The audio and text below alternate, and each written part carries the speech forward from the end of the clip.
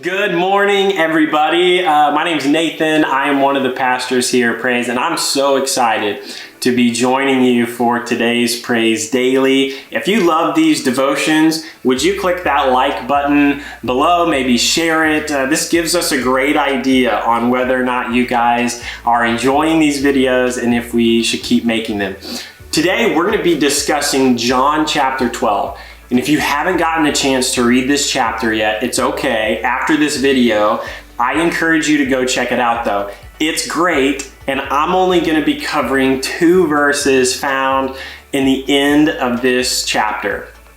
This chapter contains one of my favorite concepts from the entire Bible, and it's found in verse 43 and 44. But before we get there, let me paint you a little context. So we are getting towards the end of Jesus' life. We're getting close to his death and resurrection in this chapter. And so the people gathered around Jesus at this point are people who have seen Jesus perform miracle after miracle after miracle. They've seen him heal. They've seen him multiply food. They've seen him cast out demons. They've seen him raise people from the dead. They have seen incredible things, but yet in this chapter, we see that there are still many people who cannot believe in Jesus. This blows my mind, but we're going to put that aside for a second, because there are some people like you and me in this chapter that it says they do decide to believe in Jesus. That's found in verse 42. Let's go ahead and read there together. Many people did believe in him, however, including some of the Jewish leaders, but they wouldn't admit it for fear that the Pharisees would expel them from the synagogue, for they loved human praise more than the praise of God.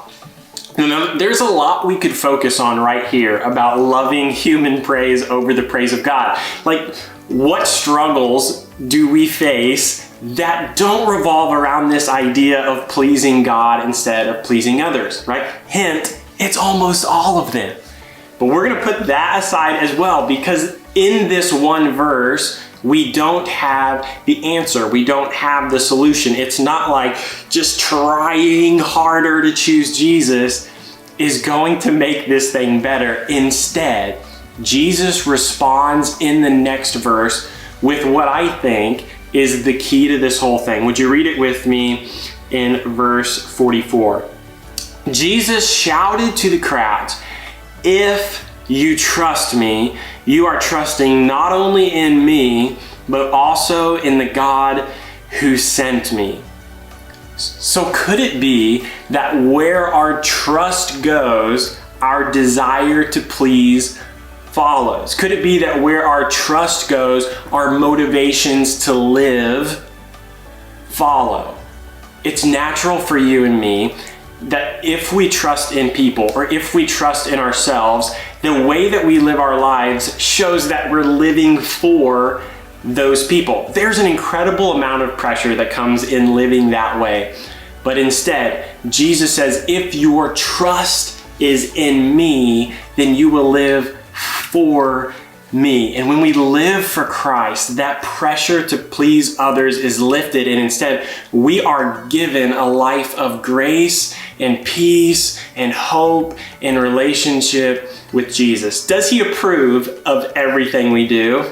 No, but the beauty of this is that he loves us in spite of those things that we choose to do. Paul goes on later and he says, does this then give us permission to keep on sinning?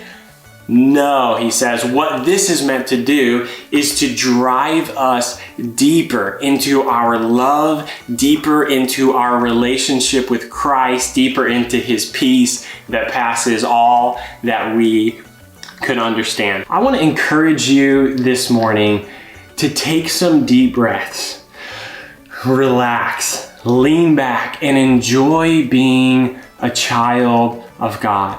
Place your trust in him today and receive the joy and the peace that comes from living for Christ.